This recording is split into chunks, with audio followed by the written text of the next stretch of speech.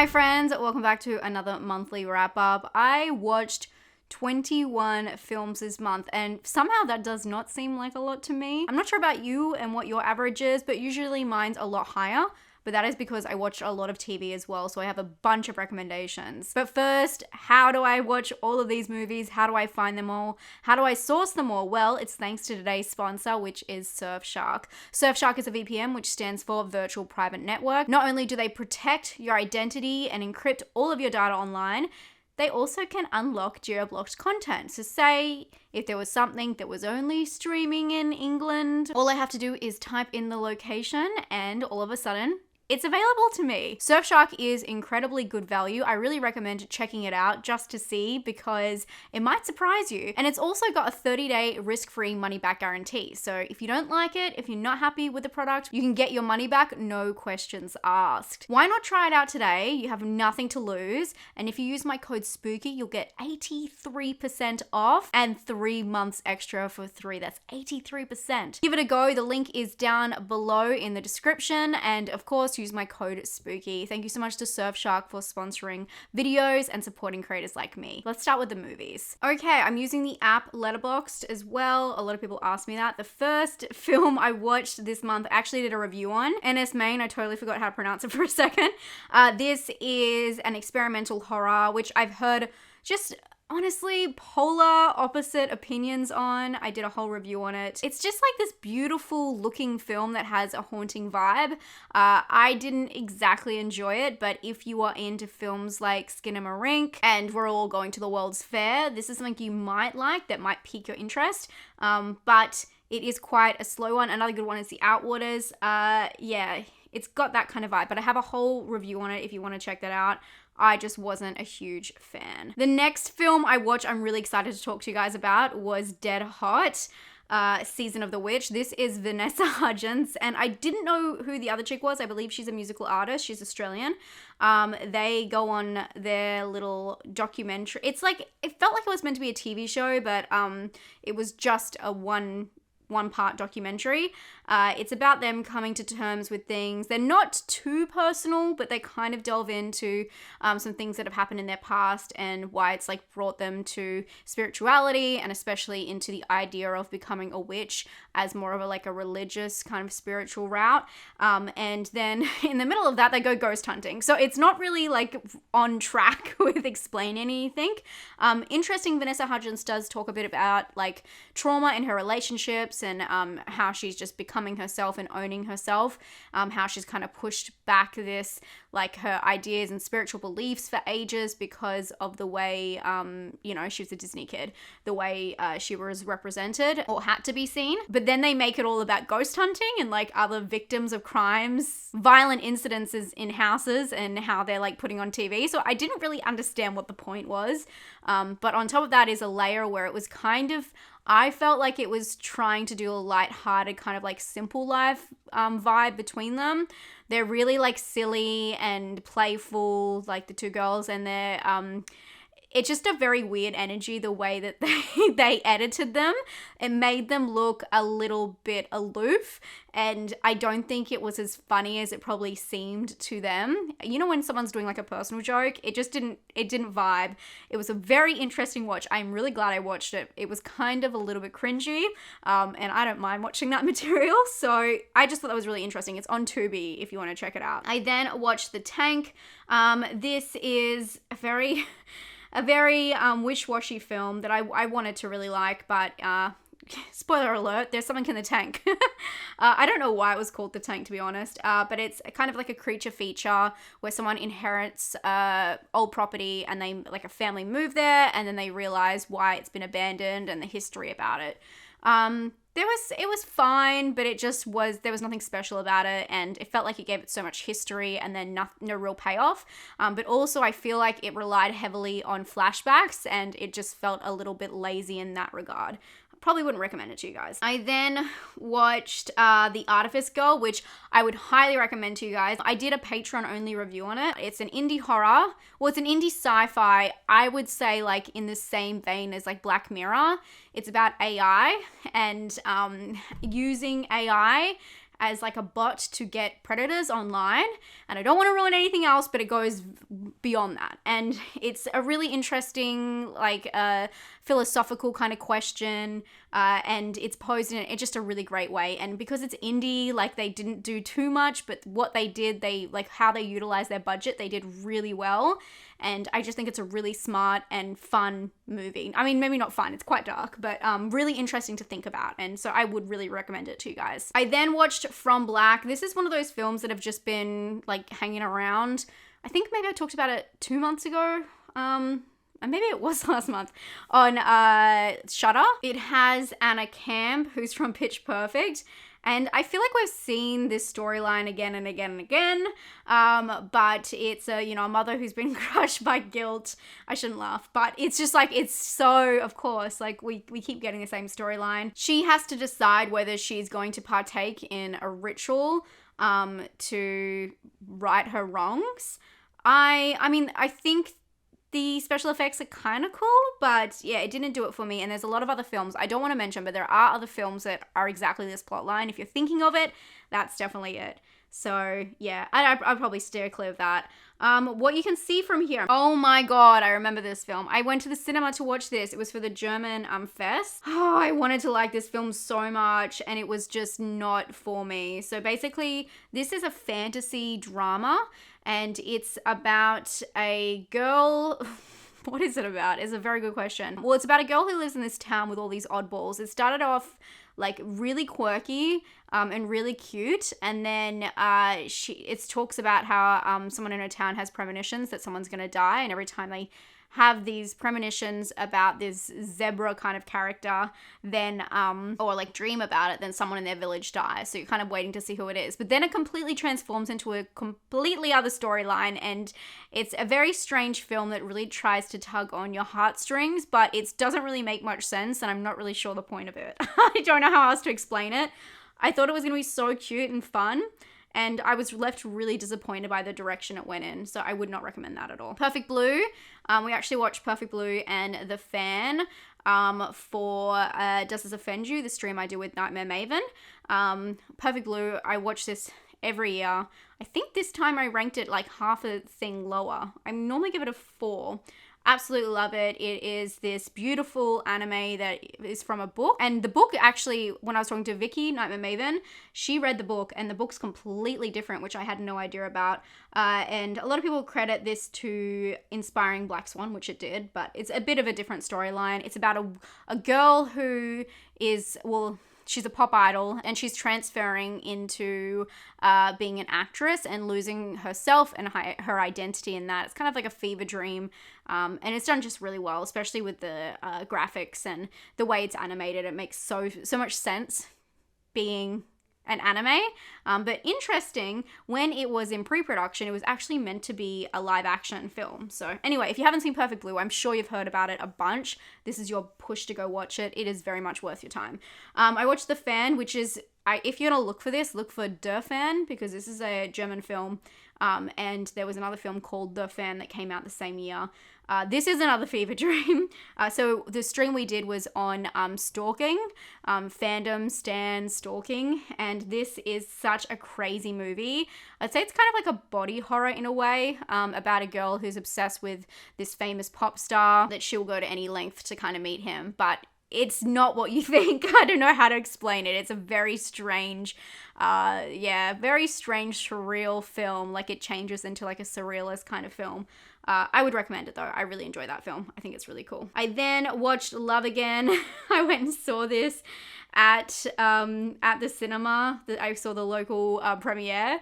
I like Celine Dion. If you don't know, this film has Celine Dion in it, and she's so funny and so deadpan. I just can't. It was exactly what you expect to a T. There was nothing in it that wasn't expected. It was a predictable ride, and it was fine for what it was, but what it was wasn't much for me. I then watched Sweat, which I really, really want to recommend to you guys. If you have SBS in Australia, that's where I watched it. This is a really cool kind of just a drama about a influencer who's a fitness influencer. and what her life is truly like when she goes offline. And it's hypnotic. Like, as I was watching it, I don't know why, I was just so glued and so immersed in this film. I absolutely loved it. It was so different to anything I've seen before. I think it's Polish, if I can remember off the top of my head, a Polish story. And yeah, I liked in it that they didn't villainize her, but they just really showed her as a real person and all the struggles she kind of goes through. And it was just really cool. It just showed all of the awkward silences, like every time she got off live stream or was alone, and her fears, and how she really felt about people. And it's a really touching movie. I highly, highly recommend it. After this, is that The Mother's that next one? Yes. After this, I watched The Mother, which was J-Lo's new action horror thriller on Netflix. And this is when she's a mother, have this convoluted story of how she's a mother, but she's not in touch with her daughter. It's like such a big part of the film that could have been explained really quickly, but they decided to take their time. And she basically had to separate from her daughter to protect her, and now she's back to make sure that she's still protected. It was fine. Nothing great, nothing groundbreaking. If you like action films, you'll probably like it a lot more than me. I rewatched Chained, and I did this because I was on a podcast. I will link it down below if it's out. Oh, it looked like it just went up. I just checked, it's up. I'm on the More Deadly podcast, and we talked about Chained. I was talking to Ariel and Rachel from Zombie Girls, and absolutely love them. We went in and dissected this film. I chose this because they wanted to choose a film, or their whole basis of their podcast is to choose women-directed film, and they have done all of the films I absolutely loved. And Chained I thought was a really interesting one because it's directed by Jennifer Lynch. So we talked about this. If you have not seen it, it is a very intense film where a little boy is kidnapped and brought up in this weird situation with this killer. And yeah, so we talked about that in detail, and so I rewatched it. I've spoken about this film a lot on my channel, and I felt a little bit different about it this viewing. I guess I saw it from a different lens after recommending it to people and then knowing I was going to talk to them about it. But it's definitely a film I still highly recommend if you're into disturbing content. And I would highly recommend their podcast as well. They were so lovely and so cool to talk to. Like, nothing was off limits, which I really enjoy, and yeah, very thankful for. After this, I watched Five Devils. The Five Devils, I did a review on this. If you want to check it out, please do. I go into detail about it without giving any spoilers, and I'd really appreciate if you checked it out. So I'm not going to go into too much here, but it is something that it's very interesting, and something that I really would urge you to go see if you can. But please check out my review if you do have time. I watched The House on the Bayou. This was such a silly movie. I like the idea, but they just butchered it, like cut it off at its knees. At the very start of the film, you find out about a woman's being cheated on by her husband, and then they decide to go out to stay in this house. And on the way, they meet this like weird family who impose themselves on them. And it's very twisty, very turny, but none of it I really believed what was happening. But there was a really cool idea at the core of this story, and I wish they kind of touched on it more. If you want something to watch in the background while you're like, I don't know, doing the dishes, folding the clothes, this is probably that kind of film. But as you can see by the reviews, I don't think it's amazing by any means. It definitely, I lost interest, and I could kind of see what was going to happen, and we're going through the motions till it finished. But I did like the idea behind it all, and I wish that they just stuck to the roots of it. After this, I watched The Dead Come Home. This was my Patreons recommended this. It's a very silly, I think it was my friend Lane, he recommended this. Very silly film that you might know as Dead Dudes in a House. I think it's like The Tombstone on the Hill. There's like 8 names for this film, I swear to God. And it is kind of like a silly, campy 80s, I hope I'm allowed to say campy, lame 80s movie about these, not just dudes, but a whole group of friends who go to this house to fix it up, and then this old woman who's haunting the house, like, you know, picking them off one by one. And there's actually some really cool creative kills, but it's a very slow-paced movie that's very, like, great horror. But it was just a fun movie to watch with friends, so I watched it with a bunch of friends, and we just laughed the whole way through. So I enjoyed the process, but as a film, I didn't rate it very highly. You can watch it on YouTube for free. I watched Desperate Living, and I did not rate this one because this is John Waters' filth, basically. I had this on my list for so long, like to my to watch list, and I when I actually hit play finally, I was like, oh my God, I didn't even realize, I remember this was like a filthy John Waters film. I love John Waters, but his films are not for everyone.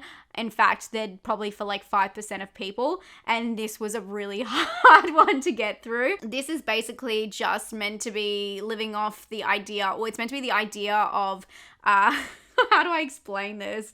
It says a rich wife enlists her maid to help murder her husband, and then they go and live in a homeless community built into a garbage dump.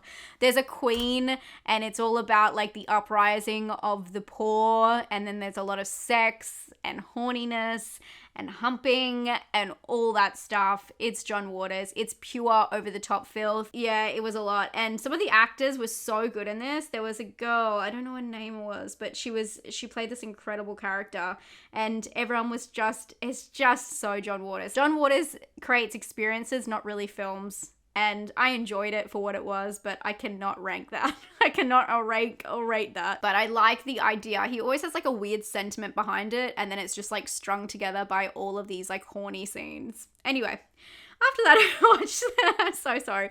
After that I watched The Retreat. I'm so sorry. I just don't know how to review that. After that I watched The Retreat, which was a film about, oh my gosh, I didn't like this one. I think this one was on Shudder as well. It's about this couple who go to this getaway retreat, remote cabin with friends, and when they arrive, the friends aren't there that they were meant to meet, and then, of course, they're being hunted by someone in the woods. By the third act of this film, I was just completely out of it. It turns into this weird, cheesy, campy film that's not even self-aware. And is just so surface level, and for me, I felt like it was like poking at some real substance, but never like, haha, but we're not going there. Like, I don't know if that makes sense, but yeah, I really did not enjoy this one. I would probably skip, which is really sad. It started off really fun, but then, yeah, all the good characters were gone very quickly. I watched Renfield, finally. It came out in my cinemas in Australia, and I actually did a Patreon review, a Patreon Come With Me, if you do want to check that out. My Patreon's always linked below, and if you want to support my channel, it really does help me out. I really enjoyed Renfield. It was so much better than I anticipated, because I saw there was a lot of talk about people liking it and disliking it and thinking it was really silly, but I actually thought it had a really good and sentimental message, and I was not expecting that at all, because I hadn't watched the trailer in full, and to know it was about like toxic relationships, and I love how like the metaphor makes so much sense, and yet it's so far removed. But then it's also really interesting that it's between like not even just like an employee and an employer, if you want to say that, but then also two men. I just thought it was like such interesting representation for that metaphor, and I really enjoyed it for that.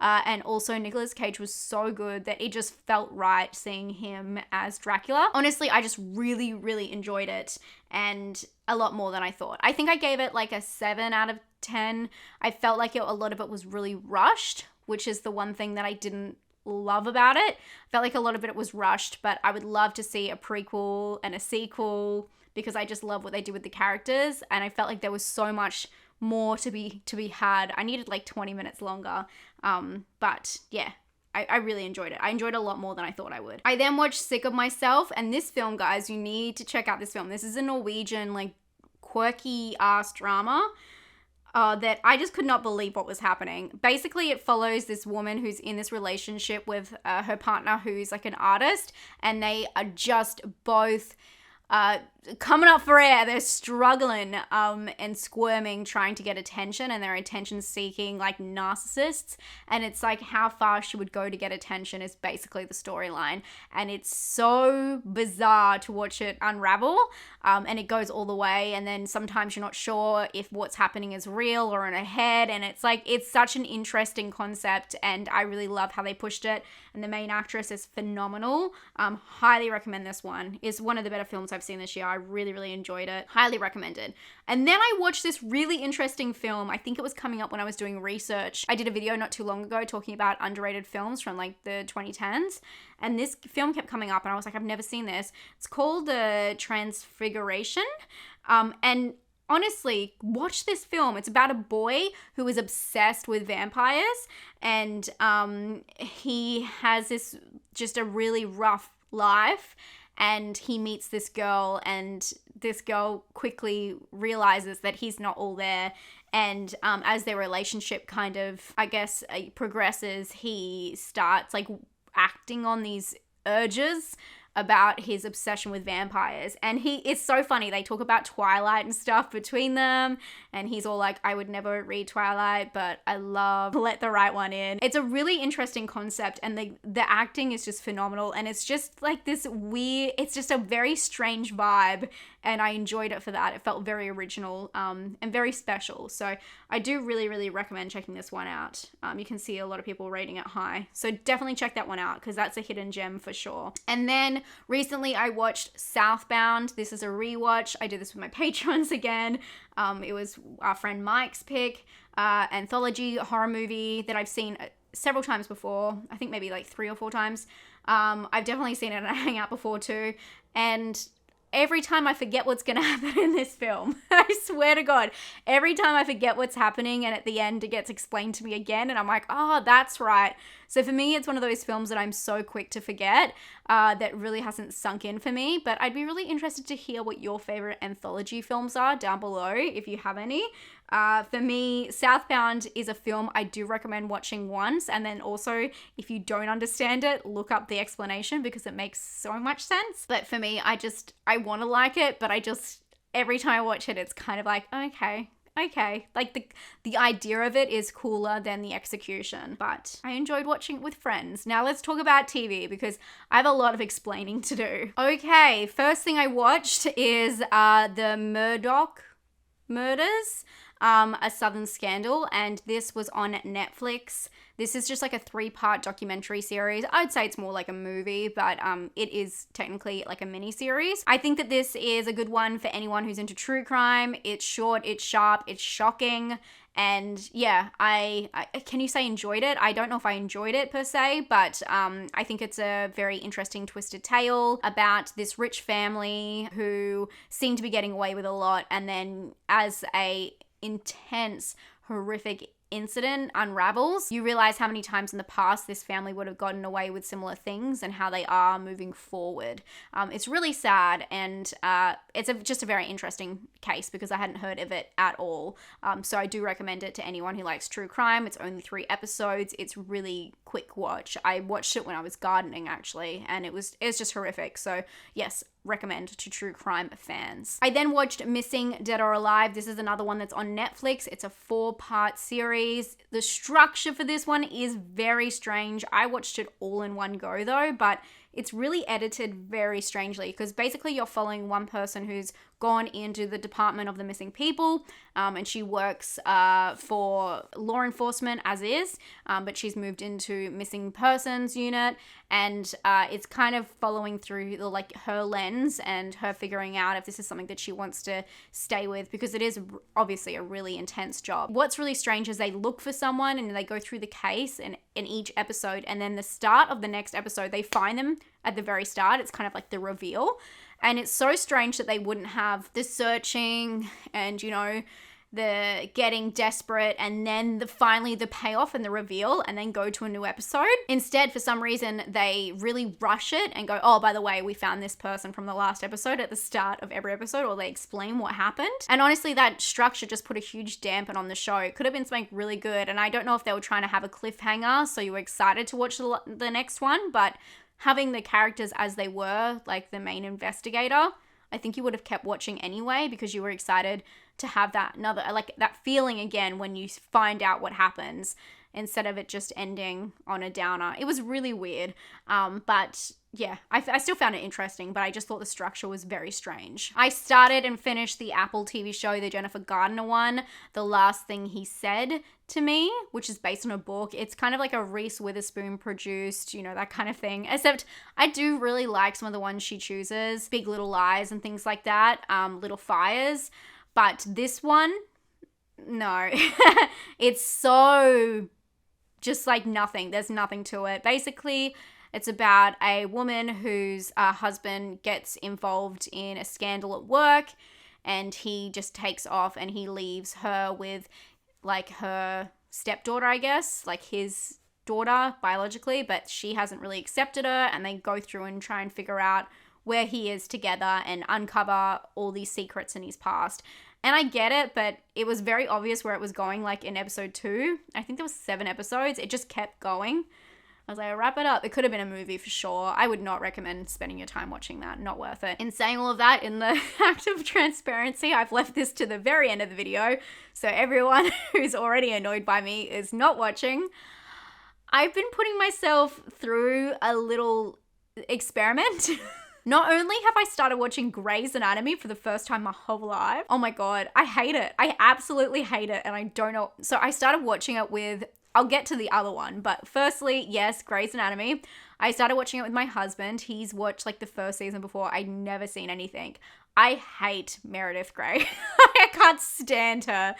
Everyone in this hospital makes everything about them. People are dying, and they're like, but this one time this thing happened to me and now I feel this way, so you should too, like trying to talk them in and out of surgery or whatever. It's absolutely crazy. I'm not saying it's meant to be realistic, it's a soap opera, but oh my God, is it infuriating. But we've just been like, when we're doing stuff around the house or playing games on our laptop, we're adults clearly, having it in the background, and sometimes I look up and I'm like, oh wow, look, the hospital's on fire. I have no idea what's going on. So I'm going through the trenches with that. Honestly, also, I would not watch Grey's Anatomy if it was by myself. I would just have given up by now, but I don't know if any of you are the same, but my partner, he has to watch everything from start to end. Once he started it, he has to finish it, and I'm not so much like that. Not anymore. There's so much content out there. Why waste your time? In saying that, those who follow me on social media will know this. I've been watching... Do you know what I did this month? I'm up to season 7 of Vanderpump Rules. I did it. Season 7. I've watched almost all this month too. 7 seasons of Vanderpump Rules. And I am not proud because nothing happens. They just all cheat on each other. And before you type that comment, the reason I'm watching it is because of the current scandal that everyone can't stop talking about. And I kind of know some spoilers, but I don't want to know because my thing is, everyone wanted to play catch up or just like watch all the stuff online to see how this big scandal, if you don't know about it, there's like a big scandal in season 10, how that's unraveling, I guess. And I wanted to fully understand the dynamics to understand. So I've gone through the trenches, literally, to get to this point. And yeah, I'm in season 7, so it's just around the corner. Like, I'm over the hump, you know? But unfortunately, I've been avoiding spoilers most places, but what's so crazy is I've been watching it on the streaming platform Hayu, which is an Australian streaming platform, and they gave it away in one of the trailers. Like, they have adverts sometimes before you start a binge session, which I don't like. If I'm paying for a streaming service, surely just remove the adverts, especially for that streaming service that I've already paid for. But anyway, they had an ad for the current season, and I heard a couple of words, and I was like, no, I've worked this hard. So yeah, I've been doing that while playing Roller Coaster Tycoon Classic because I'm an adult. And I do not regret my choices because once I get to the end, that's it. I know that the show is going to keep going, but I will never have 10 seasons to catch up to. I don't know why I'm justifying myself, but that's why I only watched 21 films this month. I don't know how crazy that sounds and in what way, but that's my truth and I'm sticking by it. And the only other movie I plan to watch this month after doing this video is The Boogeyman, which I will have a review out on. So you're not missing on any content because I know I'll just be binging Vanderpump in the last couple of days of this month. But I want to thank you so much for sticking with me for so many reasons. Also, I am now, if you hadn't heard me say this, I am now on Twitch. I am streaming like almost daily at the moment, trying to just get my hours up and everything. And we did tier ranking lists of all the horror movie franchises. I've been playing indie horror games. So scary. So if you want to come over, it's a very chill environment. A lot of people ask me why I'm doing Twitch. If people aren't here to watch me stream stuff like that, it kind of kills me in the algorithm already if people aren't continuously watching my videos. So it's like a separate place, but it's also a different place for a different vibe. In Twitch, it's kind of like a turn it on whenever and get going. And it's not like a polished video like I do here. I put a lot of time and effort to my videos. For there, it's just hang out. It's just chill. It's just wholesome content and it's more interaction with you as well. So it's the best of both worlds and it's really been fun to interact with you guys over there. I really love our small horror community. Everyone here is so lovely. And so I just thought, like, what's a way to maximize that, to spend more time with you guys without it being a big deal that I'm doing a live stream on here. So now I have that as well. So if you are on Twitch, you understand it's like a kind of a different vibe over there. Come join me. It's just under Spooky Astronauts and there's a link down below. But thank you all so much for being here and hanging out with me today. If you haven't subscribed, please do. And I'll see you in the next one, which will be the Boogeyman review. And then we'll have a What's Coming to VOD video this week. So you have 3 videos this week. So I hope you enjoy that and I'll talk to you very soon. Stay safe and stay spooky. Bye, friends.